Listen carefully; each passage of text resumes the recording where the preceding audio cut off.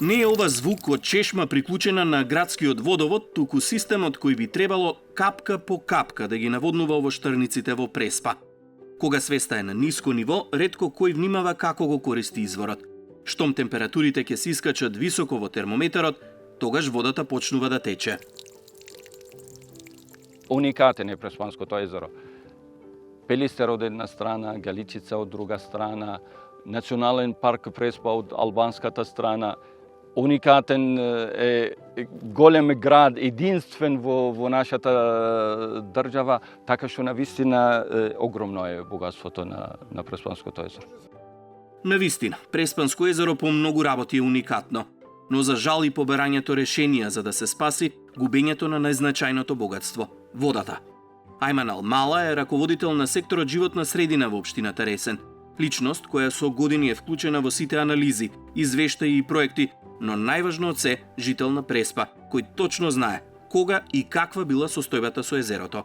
Јас, кога ќе кажуваме нешто околу водостојот на водите во Преспанското езеро, ќе ја земам годината 1963 година како референтна година позната во историјата на Преспанскиот регион, година на најголемите поплави, каде што водостојот на водите во Преспанското езеро беше на кота од 851 метар и 80 сантиметар. Тоа можеме да ја рачунаме како највисока кота на водостојот запишена во сите наши документи, историски и сегашни. Од таа година, па понатамо почнува постепено намалување на водостојот на Преспанското езеро. Можам да го земам периодот ноемвар месец 2025 година, тоа помеѓу 7 ноември и 11 ноември, кај што прв пат во историјата на постоење на Преспанското езеро да водостојот да падне под 841 метар. Навистина тоа беше алармантно. Први кои ги чувствуваат промените во езерото се вработените во ренџерската служба, а последиците од намалувањето на нивото на водата за нив биле очигледни.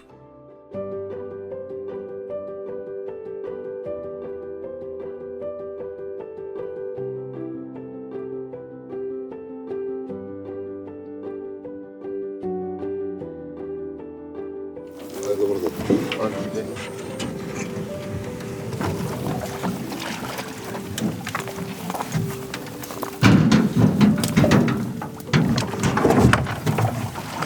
Да, особено на рибниот фонд, каде што водата се повлечи од трската и бидејќи е природно размножувалиште паркот на природа, особено на крапот, и беше намален. Намалено беше многу размножувањето на крапот. Паркот Езерани е познат и по специфични видови на птици. Влијае ли на нив состојбата со езерото на птици?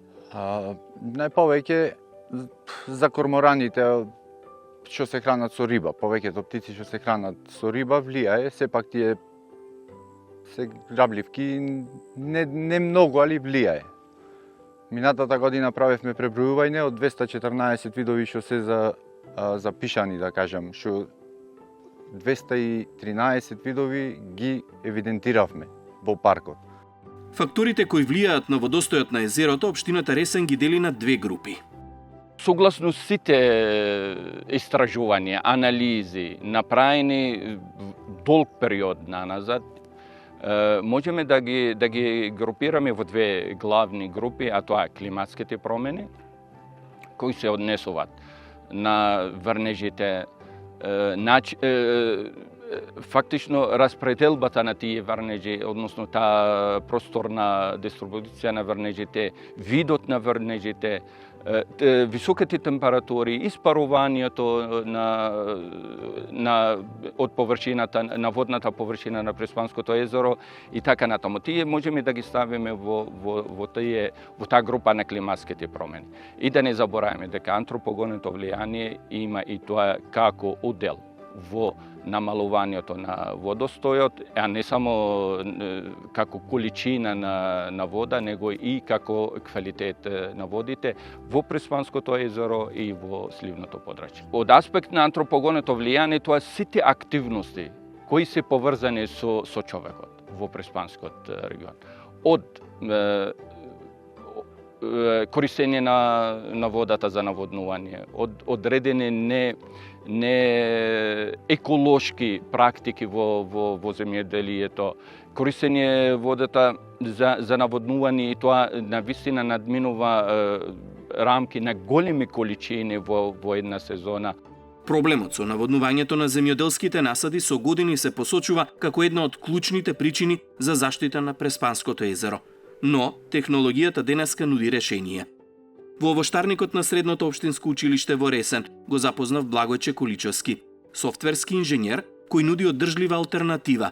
Сензори кои работат преку LoRaWAN систем, без потреба од директен приклучок на интернет и може да бидат корисна алатка за комуникација со природата. Благојче, се наоѓаме на овоштарник во Преспа. Ова е опремата која што вие имате поставено овде, преку која што ги вршите мерењата. Но на почеток може ли да ни кажеш од каде идејата да се направи вакво нешто? Так, во процесот на дигитализација на земјоделството, првиот чекор е прибирањето на податоци.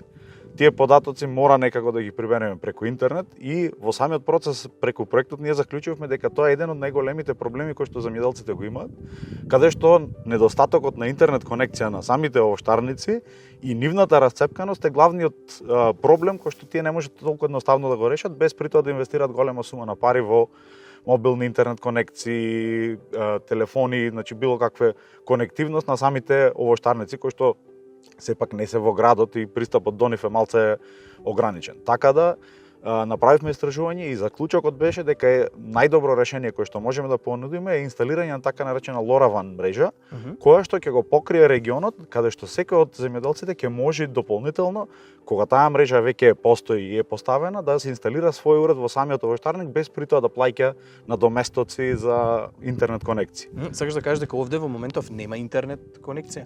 Директно во самите уреди нема интернет конекција, тие функционираат преку LoRaWAN мрежата, преку двете гейтвеи кои што ги имаме наместено. Значи еден гейтвеј имаме тука, а еден гейтвеј се наоѓа на самото училиште, значи на зградата на училиштето, која што за среќа Сигнали кои што се пренесуваат. Да, за среќа е позиционирана на прилично висока точка и дава доста голема покриеност на целиот овој регион, значи буквално можеби до границата веќе и со Албанија, каде што имаме отворен простор, така да сите овоштарници ги имаме покриено да можат да секој овоштарник инвестира само во самиот сензор и уредот за комуникација, без при тоа да плаќа месечни претплати, да има потреба од дополнителна интернет конекција. Ајде сега да објасниме што се имаме овде. Гледам има соларно панелче, уреди кои што претпоставам ги собираат податоците, како функционира? Така, значи ако тргнеме од долу нагоре, долу во самата почва имаме неколку сензори кои што ја мерат состојбата на самата почва. Тоа се овие малечките? Да, тие тука, каде што имаме сензори кои што мерат температура на самата почва и влага на самата почва. Дополнително, доколку одиме нагоре, значи имаме сензори кои што мерат влага на самите листови. Овде е. Значи да, тоа е тука сензор. Имаме горе метеоролошка станица која што мери количина на врнежи, интензитет на соларна радиација, мери температура и влага на воздух и дополнителен сет на параметри, брзина и правец на ветер, за да од цел тој асортиман на податоци ние можеме да после да влечиме заклучоци и да препорачуваме акции кои што треба да ги преземат земјоделците. Скоро сите болести и несакани својства што се дешаваат на самите овошки настануваат како спој од некакви си метеоролошки услови. Кога ние ги знаеме тие метеоролошки услови, можеме пред време да знаеме дека имаме потенцијален ризик за одредена болест да настани кај овошките. И врз основа на тие параметри да паметно реагираме, дали треба да реагираме или не треба, а не само како што досега функционира, кај што прскаат без разлика дали требало или не, секој случај. Сега имаме можност со помош на овие уреди да се измери влажноста на почвата. Така? Тоа би значило дека не мора системот капка по капка да работи нон-стоп, туку да се следи процентот на влажност на почвата и да се вклучува по потреба. Так. Секој растение има некаков си оптимален слој, оптимална позиција на колку влага му треба. Доколку го удавиме, тоа е исто толку штетно колку и што ако не е доволно навадено, така да знаеме колку е моменталната состојба на почвата е од исклучително значење за да прво заштедиме вода, заштедиме ресурси и најбитно обезбедиме оптимални услови за растението да расти цело време константно во оптимални услови.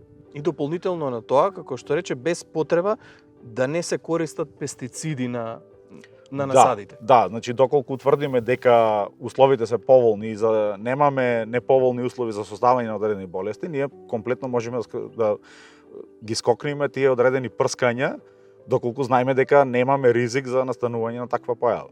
Ваќе се колку е комплицирано да се видат резултатите од мерењата на оваа станица, треба да се има некој компјутер, некој посебен софтвер, некој систем, комплицирано ли е тоа? Не, тоа воопшто не е комплицирано, значи што му уредот се постави, пошто веќе инфраструктурата имаме, уредите се релативно ефтини, не бараат преголема инвестиција.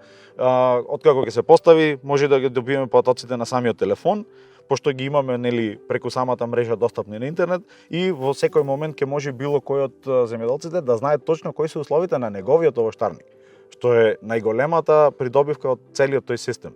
Значи, откако сензорот ќе се поврзи, добиваме отчитувањата тука на секои 5 до 10 минути во зависност како ни треба и добиваме некакви си графикони од тоа како се движела таа температура, како се движела вредноста на самите параметри кои што ги мериме, дали е тоа влажност, температура на почва или на воздух, количина на врнежи,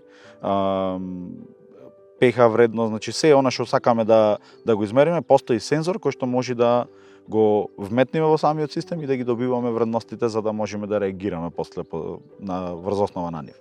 Во моментов може да видиме дека температурата на воздух баш тука кај што сме е 25,8 степени. Во моментов ние имаме информација од Управа за хидрометеоролошки работи, имаме информација од дополнителни станици како ова овде што е инсталирана, меѓутоа таа мери тука и сега. Во друг регион, пример, ако одиме надолу према Царев двор, условите знаат да бидат различни, бидејќи Преспа посебно е географско така распределено да има доста многу микро различни услови. Така да ако овде заврнало, не значи дека заврнало и во Царев двор. Колку е достапно ова за земјоделците? Станува збор за некоја скапа инвестиција или може да си го дозволи секој земјоделец? Не, воопшто, значи воопшто не е скапа инвестиција, технологијата оди многу напред и од ден на ден тие сензори, тие уреди се поевтини и поевтини. Така да са зависно колкав сет на сензори и колкав број на параметри сакаме, значи може да се наевтината варијанта може да почне буквално од $50, па нагоре како што сакаме да додаваме повеќе уреди. Придобивките би биле огромни со користењето на вакви уреди, со оглед на тоа што е речи си да нема сезона во која што гледаме дека земјоделците трпат штети од климатските промени, од лошите временски услови во зависност од различна сезона. Значи технологијата може да им помогне во таа ситуација. Во секој случај, значи технологијата мислам дека во иднина ќе биде основен двигател на како се работи земјоделието, како функционираме и како донесуваме одлуки во иднина. Благојче е дел од тимот на Плюс акселераторот во Ресен. Сместен е во гимназијата Цар Самуил и дава нова надеж за искористување на технологијата за заштита на природата. Тимот го води Лидија Ангелкова од фондацијата Преда Плюс.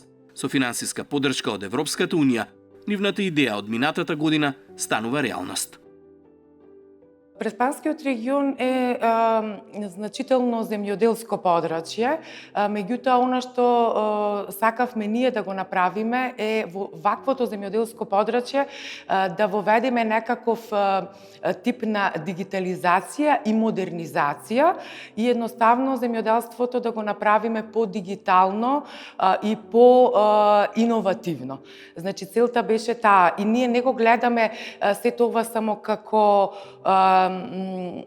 начин да се помогне во локалната заедница во Ресен, туку пред се технологијата IoT која што тука ја имаме инсталирано и овој акселератор кој што всушност работи, сакаме да работи како еден вид на IoT лабораторија, е всушност да привлечеме иноватори, предприемачи, стартапи од цела Македонија и ова лабораторија овде да се користи како еден вид на тестирање за развој на други иновативни производи, стартапи, иновации и се друго што може да го подобри и иновира земјоделието, животната средина, искористувањето на ресурсите и сето она што би било во линија со некаква зелена агенда.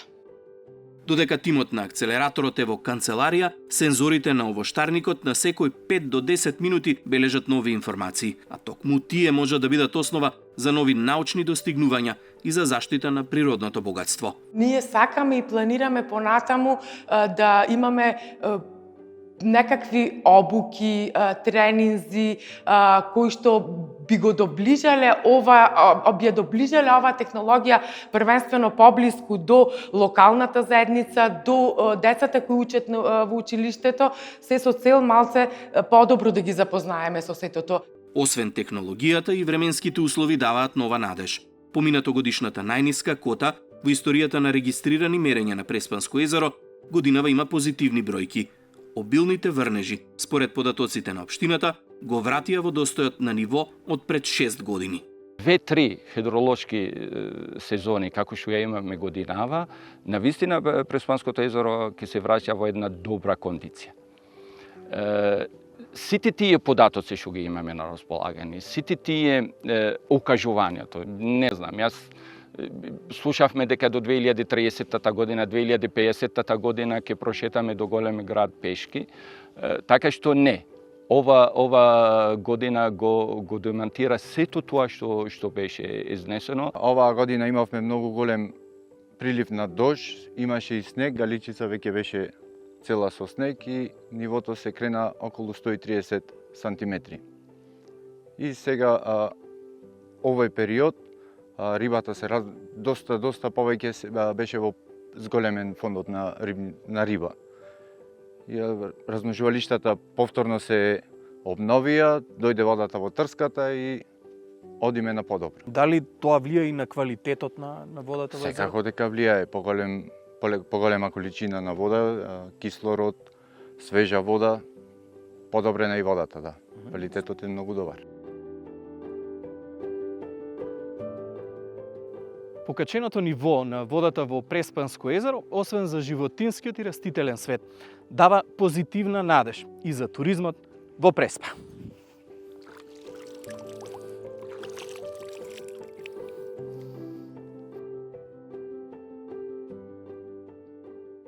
Чадорите за заштита од сончевите зраци на плажата во Сливница уште оддалеку беа најава дека гостите се тука.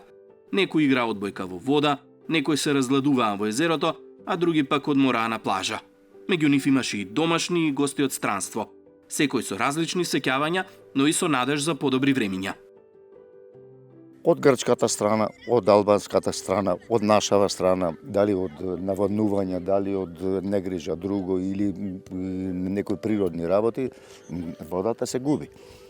А каде? Одговорот не би знаел да ви кажам. Плажава била до онаму горе кај што е ѓубрето собрано. Од таму надолу беше све плажа, а овде кај што е песокта појасна, беше вода. Како ви се допаѓа во Преспа? Феноменално. За децата поготово е многу убаво. Ка годинава има малку подобра состојба, дека е надојдена водата? Од лани, да. Беше натака повлечена, сега е надојдена. Дава ли тоа некоја надеж, дека ете сепак може да се поправи? Секако. Секако дека дава надеж. We visit Lake Ochrida, but today we go check this lake. How do you like Prespa? I don't know yet. We are short, only 2 hours, but okay. The better beach. Better than Ohrid? I think so. Here is Sand. Sand, yes. There is stones. Well, I think this is one of the most beautiful lakes in the world. So I had hoped that it would have much more of beaches and activity around the beaches at this lake. Will you come back, or will you invite someone to go to Macedonia? Yes, I think so. It's a very nice place. When we have this great nature here, why drive out anywhere else? Современата технологија може да помогне за заштита на природното богатство. Преспанското езеро да биде бисер на македонската туристичка мапа. Добро е што алтернативи постојат, а решенијата ни се на дофат. Од свеста на секој од нас зависи дали ќе бидеме помеѓу последните генерации кои го користат или тие кои ќе помогнат и многу идни да уживаат во убавините на Преспа.